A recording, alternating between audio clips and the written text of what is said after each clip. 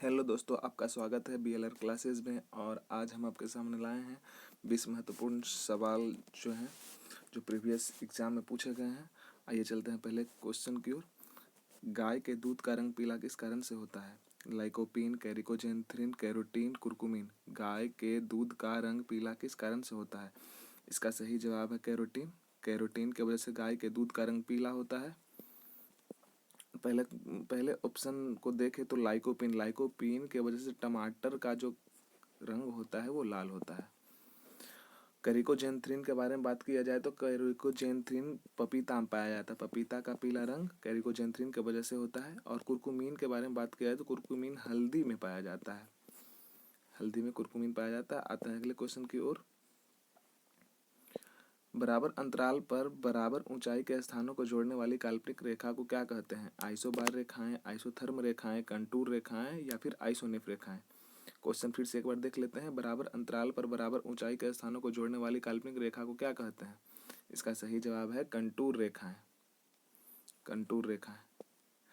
Isobar रेखाएं समान दाब को दर्शाती है। समान दाब को आइसोबार रेखा दर्शाती है, जहां आइसोथर्म समान ताप को दिखाती है। और आइसोनेफ जो है समान मेघ को दर्शाती है। बढ़ते हैं अगले क्वेश्चन की ओर। डायनामाइट बनाने में किसका प्रयोग किया जाता है? डायनामाइट बनाने में किसका प्रयोग किया जाता है? आरडीएक्स का, टीएनटी का, टीएनजी का, टीएनपी का। इसका सही जवाब है टीएनजी। इसका सही जवाब है टीएनजी। टीएनजी का फुल फॉर्म होता है ट्राई नाइट्रो ग्लिसरीन। और आरडीएक्स के बारे में बात करें तो आरडीएक्स का फुल फॉर्म होता है रिसर्च डेवलपमेंट एक्सप्लोजिव। और टीएनटी के बारे में बात करें तो टीएनटी का फुल फॉर्म होता है ट्राई नाइट्रोटोलिन। और टीएनपी के बारे में बात किया जाए तो टीएनपी का फुल फॉर्म होता है ट्राई नाइट्रोफिनॉल। चलते हैं अगले क्वेश्चन की ओर। हमारा अगला क्वेश्चन है जजिया कर कब समाप्त किया गया? जजिया कर कब समाप्त किया गया? 1562 ईस्वी में, 1563 ईस्वी में, 1564 ईस्वी में या फिर 1582 ईस्वी? जजिया कर कब समाप्त किया गया? इसका सही जवाब है 1564 ईस्वी में। 1564 ईस्वी में जजिया कर को समाप्त किया गया, जो कि अकबर के द्वारा किया गया था। और 1562 ईस्वी को देख लेते हैं तो 1562 ईस्वी में दास प्रथा की समाप्ति की गई थी। दास प्रथा की समाप्ति की गई थी 1562 में, जो कि अकबर के द्वारा ही किया गया था। 1563 ईस्वी को देख लेते हैं तो 1563 ईस्वी में 1563 तीर्थ यात्रा पर जो कर था उसको खत्म कर दिया गया था। वो भी अकबर के द्वारा ही किया गया था। 1582 ईस्वी को देख लेते हैं। 1582 ईस्वी में क्या हुआ था? 1582 ईस्वी में दीन ए इलाही धर्म की स्थापना की गई थी। दीन ए इलाही धर्म की स्थापना की गई थी, जो कि अकबर के द्वारा ही किया गया था। चलिए बढ़ते हैं हमारे अगले क्वेश्चन की ओर, जो कि 5वां नंबर का क्वेश्चन है। दिल्ली का प्रथम अफगानी सुल्तान कौन था? दिल्ली का प्रथम अफगानी सुल्तान कौन था? खिज्र खां, गयासुद्दीन तुगलक, सिकंदर लोदी या फिर बहलोल लोदी?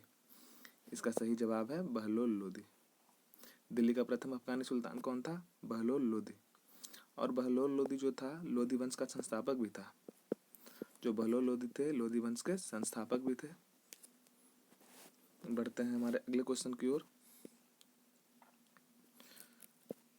पीलिया रोग किस अंग को प्रभावित करता है? आंख को, अमाशय को, यकृत को या फिर किडनी को? पीलिया रोग किस अंग को प्रभावित करता है? इसका सही जवाब है यकृत। पीलिया रोग यकृत को प्रभावित करता है। पीलिया रोग यकृत को प्रभावित करता है। पीलिया रोग में ऐसा देखा जाता है कि हमारे जो शरीर का रंग है वो पीला पड़ने लग जाता है। और हमारे जो आँख हैं, हमारे स्किन है, नेल्स हैं, उनमें पीलापन आ जाता है। कभी कभार पीलापन नहीं भी आता है और पीलिया हो जाता है। ये डॉक्टर की सलाह से ऐसा पता चलता है। हम बढ़ते हैं अपने अगले क्वेश्चन की ओर, जो कि 7वें नंबर का क्वेश्चन है। तुंगभद्रा नदी किस नदी की सहायक नदी है? तुंगभद्रा नदी किस नदी की सहायक नदी है? कृष्णा नदी की, गोदावरी नदी की, कावेरी नदी की या फिर नर्मदा नदी की? तुंगभद्रा नदी किस नदी की सहायक नदी है? तो इसका सही जवाब है कृष्णा नदी। तुंगभद्रा नदी कृष्णा नदी की सहायक नदी है। गोदावरी नदी के बारे में बात किया तो गोदावरी नदी की जो सहायक नदियां हैं वो है पेंगंगा या फिर मंजीरा या फिर प्राणहिता फिर सबरी। ये सब गोदावरी नदी की सहायक नदी हैं, आते देखते हैं। और जो कावेरी नदी की जो सहायक नदी है, कावेरी नदी की सहायक नदी है सिमसा, हिमावती। और नर्मदा नदी की भी कुछ सहायक नदियां देख ली जाए। नर्मदा नदी की सहायक नदियां जो है वो है कोलार, तिंदोनी और हिरदन जो है नर्मदा नदी की सहायक नदी है। हम बढ़ते हैं अपने अगले क्वेश्चन की ओर। हमारा अगला क्वेश्चन है, राष्ट्रीय पक्षी दिवस कब मनाया जाता है? राष्ट्रीय पक्षी दिवस कब मनाया जाता है? ऑप्शन है 10 नवंबर, 12 नवंबर, 11 नवंबर या फिर 12 दिसंबर। राष्ट्रीय पक्षी दिवस कब मनाया जाता है? इसका सही जवाब है 12 नवंबर। 12 नवंबर को राष्ट्रीय पक्षी दिवस के रूप में मनाया जाता है। और ये किनके जन्म दिवस के उपलक्ष्य में मनाया जाता है? ये डॉक्टर सलीम अली खां के जन्मदिवस में मनाया जाता है। इन्हें बर्डमैन के नाम से भी जाना जाता है, सलीम अली खान को। चलिए हम बढ़ते हैं अपने अगले क्वेश्चन की ओर। वेम्बनाड झील किस राज्य में स्थित है? कर्नाटका में, केरल में, तमिलनाडु में, महाराष्ट्र में। वेम्बनाड झील किस राज्य में स्थित है? इसका सही जवाब है केरल में। वेम्बनाड झील केरल में स्थित है। वेम्बनाड झील केरल में स्थित है। और कर्नाटक के बारे में बात करें तो कर्नाटक में जो झील स्थित है उसके बारे में देखें तो बेलंदूर झील जो है वो कर्नाटका में है। और तमिलनाडु के बारे में बात करें तो तमिलनाडु में जो झील है वो है कोलीवटी। प्रमुख झील जो है वो है कोलीवटी या फिर सेलावरम और जो महाराष्ट्र की जो प्रमुख झील है जो कि लोनार लेक है। आते हैं हम अपने अगले क्वेश्चन की ओर, जो कि 10वें नंबर का क्वेश्चन है। भगत सिंह और बटुकेश्वर दत्त ने केंद्रीय असेंबली में कब बम को फेंका? भगत सिंह और बटुकेश्वर दत्त ने केंद्रीय असेंबली में कब बम को फेंका? ऑप्शंस है 1911 ईस्वी में, 1923 ईस्वी में, 1928 ईस्वी में या फिर 1929 ईस्वी में। इसका सही जवाब है 1929 ईस्वी में। 1929 ईस्वी में, जो कि 8 अप्रैल 1929 ईस्वी को हुआ था। इसके बारे में कुछ जान लेते हैं। बटुकेश्वर दत्त और भगत सिंह ने जब मिलकर केंद्रीय असेंबली में बम फेंका था, इनका ये मतलब बिल्कुल नहीं था कि किसी के जान माल का नुकसान करना है। बस इनका यही मतलब था कि बस अपने आवाज़ को उन तक पहुंचाना। जो हमारा राइट्स है वो भी हमें मिलना चाहिए। और जो लाहौर षड्यंत्र का केस चलाया गया, इसके बाद इन पे लाहौर षड्यंत्र का केस चलाया गया इन पे। और ये जब बम फेंक रहे थे तभी इन्होंने इनकलाब जिंदाबाद का नारा दिया था। अगर जो पूछा जाए कि इनकलाब और जिंदाबाद का नारा कब दिया गया था, तो इनकलाब जिंदाबाद का नारा बम फेंकते समय दिया गया था। और जो लाहौर षड्यंत्र के केस से ही इनको लाहौर में फांसी दी गई, जो कि 1931 ईस्वी में दिया गया था। राजगुरु सुखदेव और भगत सिंह को दिया गया था 13 अप्रैल 1931 ईस्वी को दिया गया था। चलिए चलते हैं हम अपने अगले क्वेश्चन की ओर।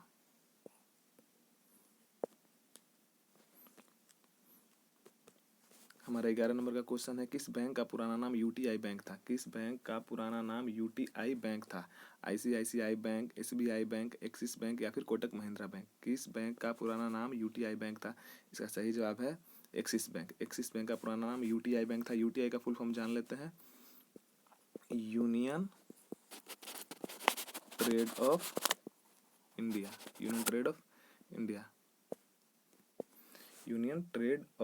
इंडिया। और जो कि 2007 में नाम बदलकर इसे 2007 में नाम बदलकर इसे एक्सिस बैंक कर दिया गया था। चलिए बढ़ते हैं हम अपने अगले क्वेश्चन की ओर। मांडू महोत्सव किस राज्य में स्थित है? मांडू महोत्सव किस राज्य में स्थित है? उत्तराखंड, उत्तर प्रदेश, गुजरात या फिर मध्य प्रदेश? मांडू महोत्सव किस राज्य में स्थित है? इसका सही जवाब है मध्य प्रदेश। मांडू महोत्सव मध्य प्रदेश से संबंधित है। चलिए चलते हैं हम कुछ इन राज्यों के जो महत्वपूर्ण महोत्सव हैं उनके बारे में जान लेते हैं। अगर जो उत्तराखंड के बारे में बात करें तो नंदा देवी महत्वपूर्ण महोत्सव है यहाँ के। और फिर कौतिक भी। और उत्तर प्रदेश के बारे में देख लिया जाए तो उत्तर प्रदेश में जो है कुंभ का मेला है जो कि प्रयागराज में लगता है। या फिर और नौचंदी का भी जो महोत्सव मनाया जाता है उत्तर प्रदेश का है। और गुजरात के बारे में देख ले तो गुजरात में जो रण महोत्सव होता है, रण महोत्सव ये काफी मशहूर है गुजरात में। आते हैं अपने अगले क्वेश्चन की ओर जो कि 13 नंबर का क्वेश्चन है। मानव शरीर का पाचन कार्य अंतिम रूप से कहाँ होता है? मानव शरीर का पाचन का कार्य अंतिम रूप से कहाँ होता है? छोटी आंत में, बड़ी आंत में, अपेंडिक्स में या फिर अमाशय में? इसका सही जवाब है छोटी आंत। इसका सही जवाब है छोटी आंत में। मानव शरीर का पाचन का जो कार्य होता है वो छोटी आंत में होता है। और इसमें से थोड़े से और हम देख लेते हैं जो इन सबों का काम क्या होता है। विशेष जानकारी जो है लेते चलना चाहिए। कई प्रकार के जो मिनरल्स हैं वो इसमें पाया जाता है, छोटी आंत में पाया जाता है। और विटामिन्स और बहुत सारे जो तत्व होते हैं छोटी आंत में पाए जाते हैं। और अगर जो बड़ी आंत के बारे में बात किया जाए तो पानी का जो संग्रहण होता है वो बड़ी आंत में होता है। और अपेंडिक्स क्या होता है? अपेंडिक्स में जो कुछ प्रकार के अच्छे बैक्टीरिया पाए जाते हैं जो कि हमारे रोग प्रतिरोधक क्षमता को बढ़ाते हैं। और अमाशय के बारे में देख ले तो अमाशय भोजन को एकत्रित करने में काम में आता है। हम बढ़ते हैं अपने अगले क्वेश्चन की ओर और आपसे कुछ बताना भी चाहेंगे। जो दुनिया के सभी जो जीव हैं, जंतु हैं, प्राणी हैं, उनकी शुरुआत अपने माता पिता से होती है। इसलिए मैं भी अपने इस यात्रा का शुरुआत अपने कुछ छंद से जो माता पिता पे लिखी गई है, शायद आपको अच्छा लगे तो ज़रूर बताइएगा कमेंट बॉक्स में। बंद किस्मत के लिए कोई ताली नहीं होती, सूखी उम्मीदों की कोई डाली नहीं होती। जो झुक जाए माँ बाप के चरणों में उसकी झोली कभी खाली नहीं होती। अच्छा लगे तो ज़रूर बताइएगा कमेंट में। और आपने कितना क्वेश्चन मार्क किया है, ये 20 से 22 क्वेश्चन का सेट है। आप कितना मार्क्स ला रहे हैं इसमें ज़रूर बताइएगा कमेंट बॉक्स में। चलिए बढ़ते हैं हम अपने अगले क्वेश्चन की ओर जो कि 14 नंबर का क्वेश्चन है। विषुवत रेखा को 2 बार काटने वाली नदी कौन सी है? विषुवत रेखा को 2 बार काटने वाली नदी कौन सी है? नील नदी, लिम्पोपो नदी, कांगो नदी या फिर जाम्बेजी नदी? विषुवत रेखा को 2 बार काटने वाली नदी कौन सी है? इसका सही जवाब है कांगो नदी जो है विषुवत रेखा को 2 बार काटती है। और हम इन सभी नदियों के बारे में देख लें। भारत में एक महानदी है जो कि कर्क रेखा को 2 बार काटती है। भारत में जो महानदी है वो कर्क रेखा को कितनी बार काटती है? 2 बार काटती है। लिम्पोपो नदी के बारे में बात किया जाए, लिम्पोपो नदी के बारे में अगर जो हम बात करते हैं तो लिम्पोपो नदी मकर रेखा को 2 बार काटती है। और जाम्बेजी नदी के बारे में बात किया तो जाम्बेजी नदी जो है जो अफ्रीका में पाई जाती है। और ये अफ्रीका की चौथी सबसे लंबी नदी है जो कि विक्टोरिया जलप्रपात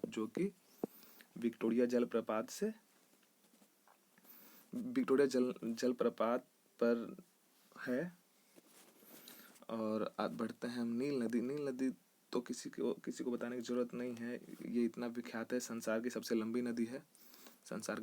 नदी है नील नदी जो कि अफ्रीका की सबसे बड़ी झील विक्टोरिया झील से निकलती है। चलिए बढ़ते हैं हम अगले क्वेश्चन की ओर जो कि 15 नंबर का क्वेश्चन है।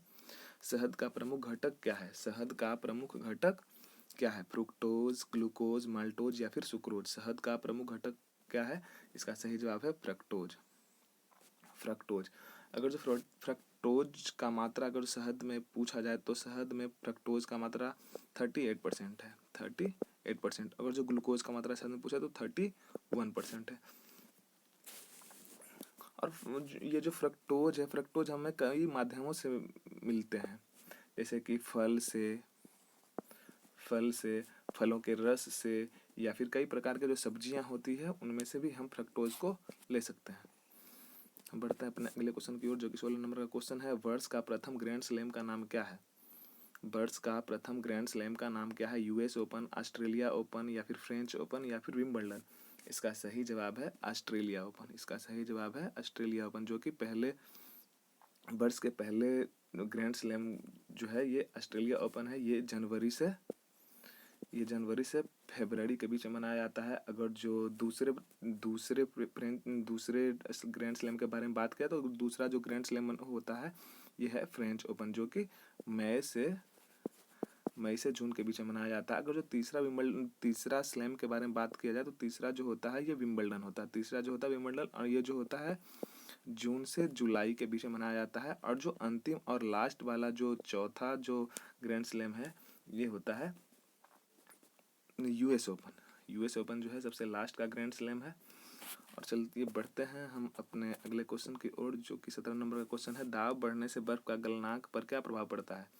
दाब बढ़ने से बर्फ के गलनांक पर क्या प्रभाव पड़ता है? घटता है, बढ़ता है, एक समान रहता है, या फिर घटते बढ़ते रहता है? दाब बढ़ने से बर्फ का गलनांक पर क्या प्रभाव पड़ता है?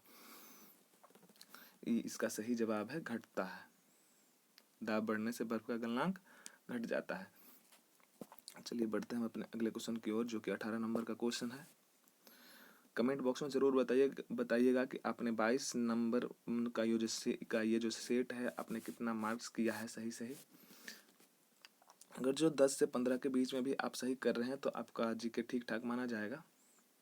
चलिए देखते हैं, पाकिस्तान की राजधानी इस्लामाबाद कब बनाई गई? 1957 ईस्वी में, 1960 ईस्वी में, या फिर 1947 ईस्वी में, या फिर 1991 ईस्वी में? पाकिस्तान की राजधानी इस्लामाबाद कब बनाई गई थी? इसका सही जवाब है 1960 ईस्वी में। 1960 ईस्वी में पाकिस्तान की राजधानी इस्लामाबाद में तब्दील कर दी गई थी। इससे पहले अगर जो 1960 से पहले के बारे में बात किया जाए तो 1960 से पहले का जो 1960 से पहले का जो इसकी राजधानी थी वो कराची थी, कराची।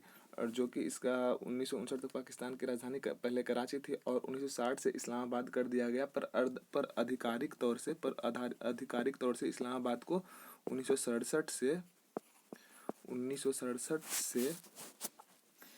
राजधानी मानी गई। 1967 में राजधानी घोषित कर दी गई। चलिए बढ़ते हैं हम अपने अगले क्वेश्चन की ओर, जो कि 19 नंबर का क्वेश्चन है। होम्योपैथिक दवा के आविष्कार किस देश से संबंध रखते थे? होम्योपैथिक दवा के आविष्कारक जो थे वो किस देश से संबंध रखते थे? चीन से, जर्मनी से, इटली से, या फिर अमेरिका से? इसका सही जवाब है जर्मनी से। चीन जो होम्योपैथिक के जो आविष्कारक थे वो किस देश से अपना संबंध रखते थे? इसका सही जवाब है जर्मनी से।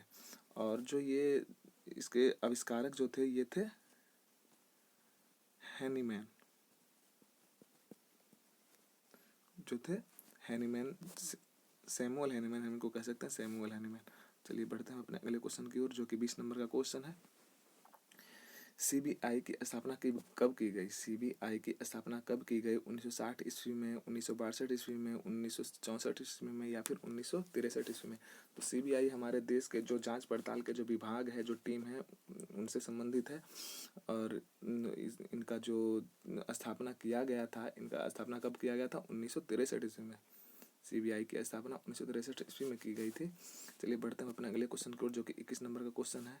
अगर जो वीडियो अच्छा लगे तो ज़रूर लाइक और सब्सक्राइब अवश्य कीजिएगा, ताकि अगला जो वीडियो बने उसका नोटिफिकेशन आप तक पहुंच सके और आप ज़्यादा जानकारी को प्राप्त कर सके हमारे वीडियो के माध्यम से।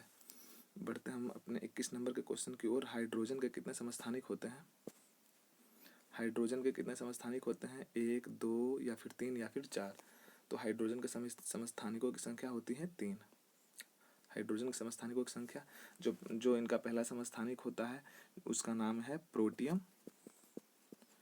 प्रोटियम, जो दूसरा जो इनका समस्थानिक है उसका नाम है ड्यूटेरियम,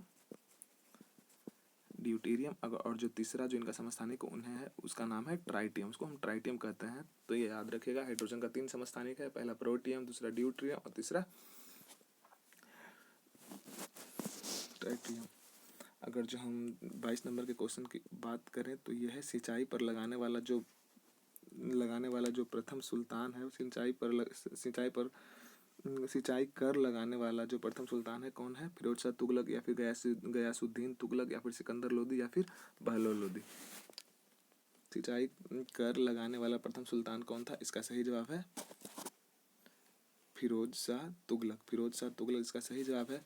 और हम जान लेते हैं सिंचाई कर क्या था। सिंचाई कर क्या था? पूरे उपज का, सिंचाई कर जो था पूरे उपज का 1/10% जो था, 1/10वां हिस्सा, यही सिंचाई कर के रूप में लिया जाता था। और सबसे पहले नहरों का निर्माण गयासुद्दीन तुगलक के द्वारा करवाया गया था। सबसे पहले नहरों का जो शुरुआत था वो गयासुद्दीन तुगलक के द्वारा करवाया जाने लगा। बाद में फिरोज शाह भी इस रास्ते पे चले और वो भी नहर का निर्माण करवाने लग गए। और अगर जो आज का हमारा जो सफ़र था यहीं तक था। और अगर जो वीडियो अच्छा लगे, आपके लिए बेनिफिशियल है, तो ज़रूर लाइक और सब्सक्राइब कीजिएगा। धन्यवाद। जय हिंद।